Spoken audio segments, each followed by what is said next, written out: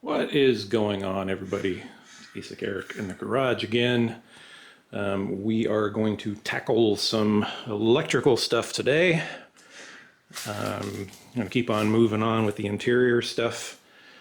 Thanks everybody for your inputs on the ECM, ECU, whatever. I did find some shorter standoffs, which I think will work okay. I think they're half an inch or less, whatever, smaller. That should be fine, so we'll get that going. I'm starting to unfurl the painless harness here to get looking at stuff, try and see what I'm up against and what I can do, what I can't do. I got the aftermarket wiring kit for the gauges, so I got to figure all of that out today. So here's this thing has a connector for aftermarket gauges, and it's also set up to handle factory gauges, so I have to figure all of that out and remove stuff I don't need, add stuff I might need. So we'll get going on that and just kind of start organizing things in here.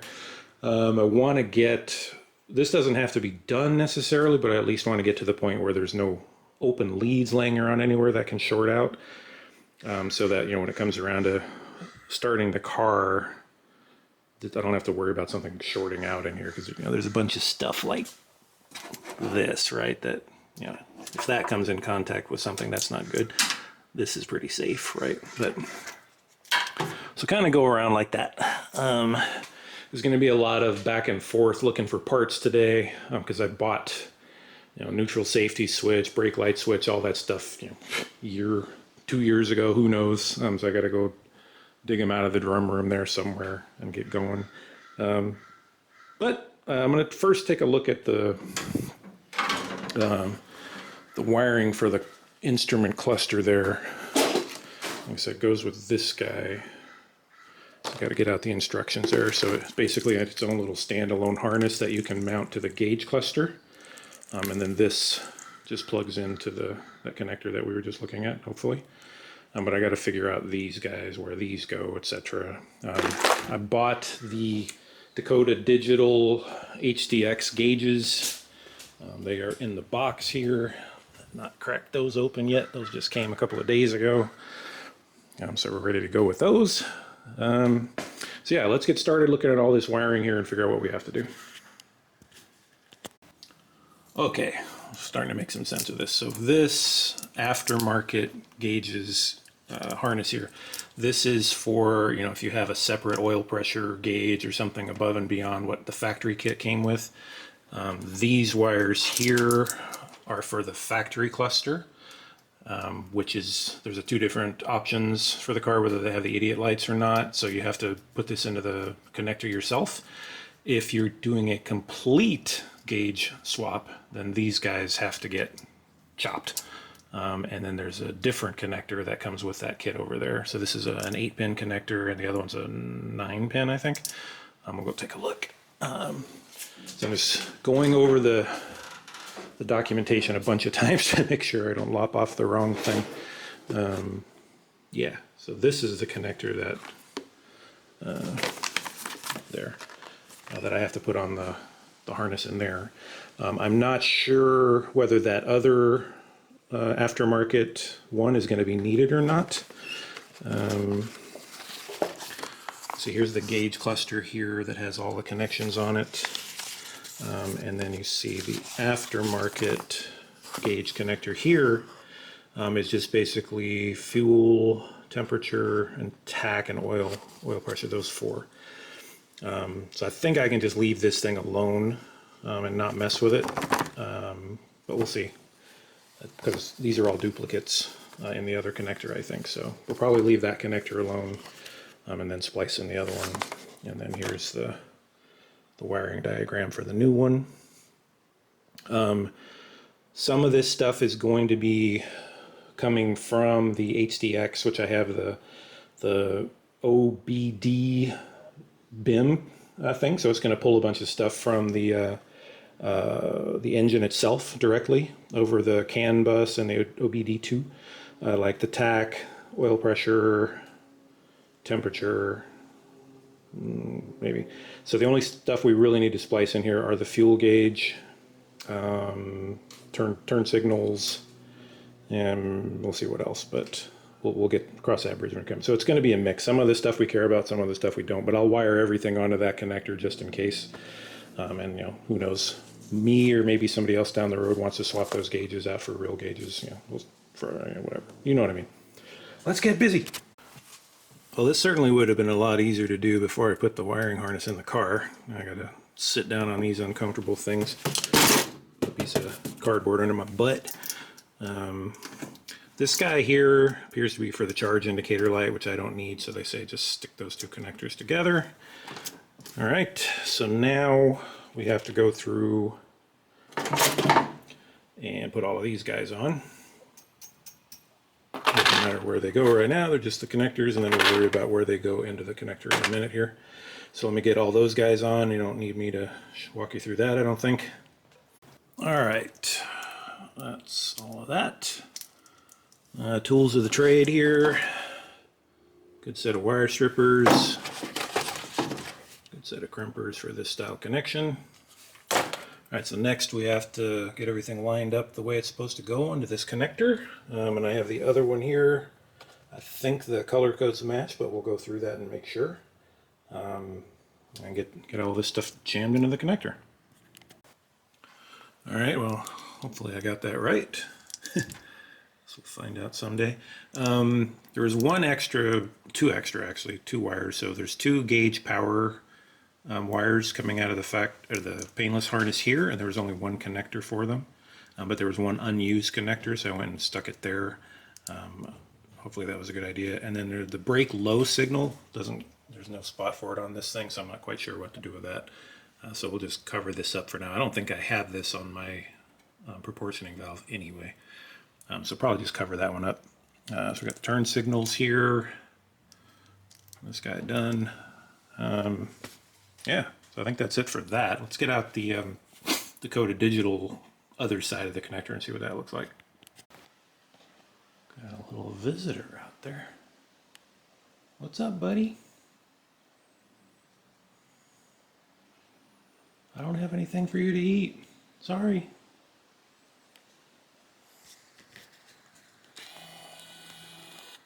All right, so I know everybody would want to see this, so here we go. This is the Dakota Digital HDX. So this is all electronic, obviously. They've got these two display gauges down here where you can put all kinds of good stuff. This is the control module that comes with it. Some of this stuff we'll be using, some of this we won't. As I said, we're going to get the adapters so that we can use the OBD2, which connects to here, the BIM IO thing here. So there's a whole bunch of cool stuff you can put on here. You can put a compass, temperature. This has a TPMS, which is sweet. I just realized that. I was gonna make my own TPMS sensor, tire pressure monitor. I bought all this stuff to build one by hand. In fact, I even put the sensors in the tires, or the wheels, that match the ones on my Ford Flex.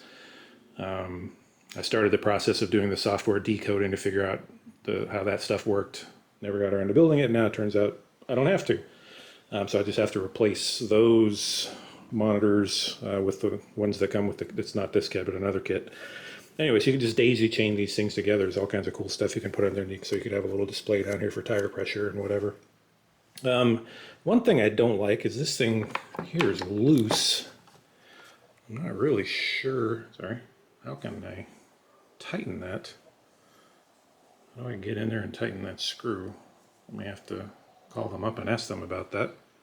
I don't see any way you can get in there without taking that whole thing apart, which I don't want to do, but I don't want that thing flapping in the breeze either. So that's not a good quality control sign right off the bat. This one's a little bit loose on this side, but not too bad. But anyway, I just cracked that out so you could see it, but we're going to get to work on this guy. All right, so first order of business here, I'm taking this thing apart. It's got all of these connectors for power and grounds. You have to connect all your various gauges and stuff like this, which I don't have to deal with. So really all I care about is this thing. I wish there was a way I could have just bought this, because this thing was, I don't remember how much this thing cost, but that's really all I need is this, for the turn signals, I think. I'm not sure what this one is yet. I got to figure that out. But so I'm just going to cut this thing off right here because it's just going to wire straight to this thing anyway. Just staring at it here and make sure I know what I'm doing before I start cutting, but I think that's the right answer. I'll dig around a little bit more to make sure. It's always a bit of a pucker moment when you start cutting stuff, but I unwrapped this thing as best I could so I could get the long leads out. So I leave those as long as I can. These wires go straight into these junctions right here, so I want that one. And so I kind of have to cut these are the power and ground wires. So I'm going to snip, snip, snip. There you go. So this is gauge ground. This is instrument light ground, I think, and this is power, and then this is ground, I think. So don't think I need this. Sorry, I'm off frame. Don't need that anymore, I think. So I've got this guy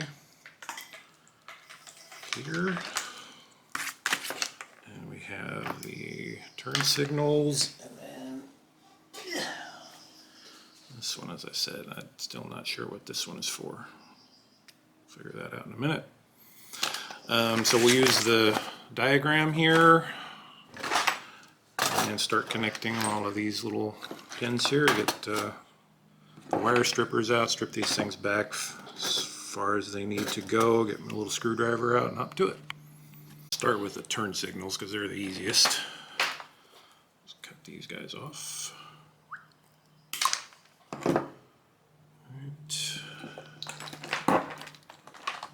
Strippers here are all tangled up in there. And all these things are designed for right-handed people. So I have to make do.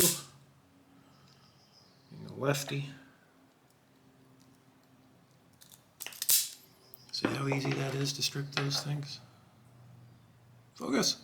I think that's long enough. I need a screwdriver. Not sure which of these will fit. No, definitely not. Jeweler's screwdriver. Anything that'll fit in there. Alright, so the dark blue is the right turn signal. Get that guy out.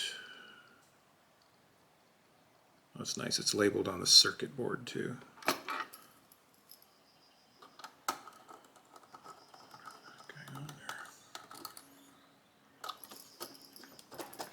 Nice and secure. The left goes right next to it.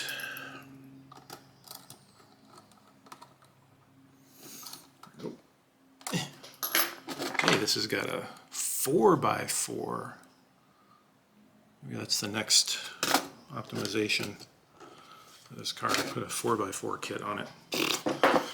All right, we're out of this big mess here. This is power, pretty sure. Might need this. I don't like the instructions for this. Don't have the wiring diagram for this on it, which is kind of lame. It tells you everything by color, but that's still kind of lame. Instrument, and it doesn't tell you what the colors are here, does it? Instrument panel lighting is brown. Red and white stripe is gauges. So red and white stripe. So that's gauge power right there. That's the shortest wire, so we'll probably save that one for... Yeah, let's go ahead and do that one. Why not?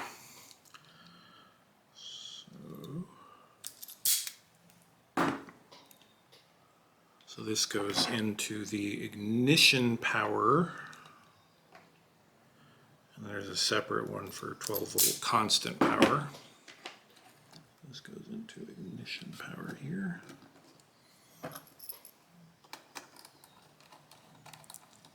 So, and etc., etc. I'll cut you off. You don't need to watch me do this whole thing here. All right, so that's what everything looks like. Tag goes in there somewhere. If you just run the wires, I had to run an extension on this one because brown wire wasn't quite long enough. So now I'm going to clean this up so that these wires are more appropriate length. I probably should have done that first, but I wasn't sure how it was all going to lay out, so I just laid it all out first. Now we'll go back and clean it up. There we go. That looks nicer.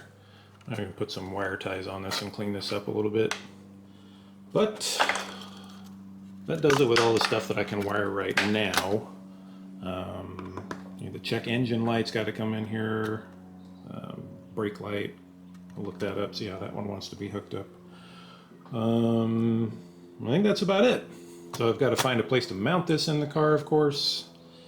But that's it. That's pretty easy. So this whole thing will just plop right into the car now. So I like it.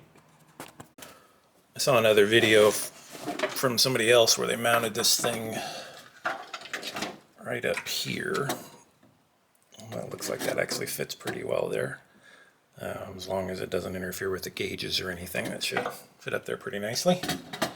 So, I think that's going to do it for today. I got to get this big mess of wires taken care of next time. This goes to the steering column, so I think, again, this depends on which model you have, so you have to wire this thing up yourself depending on the way you need it. And that's it, I think, for most of the big loose wires. There's a few more floating around here that need to be dealt with, but for the most part, that takes care of the big stuff. What is this? I can't read that. Battery power. Oh, this is for the stereo. So a bunch of stuff like this for the stereo, I'll just cap these off because I'm not going to need these for a while. But I'm hopeful I might be able to wrap this up next weekend, get all this done. I hope. This one I'm not sure because I don't have a steering column yet, so I might have to wait on that. So I might just have to tape all these up for now because I'm not sure what I'm supposed to do with those. Or heck, maybe it's time to order a steering column. I don't know. Yeah, that's going to do it for today.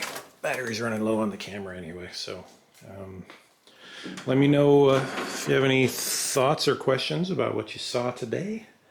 And we'll see you guys on the next one.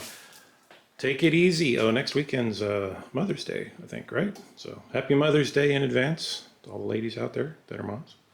And the guys who watch who have moms. Happy Mother's Day.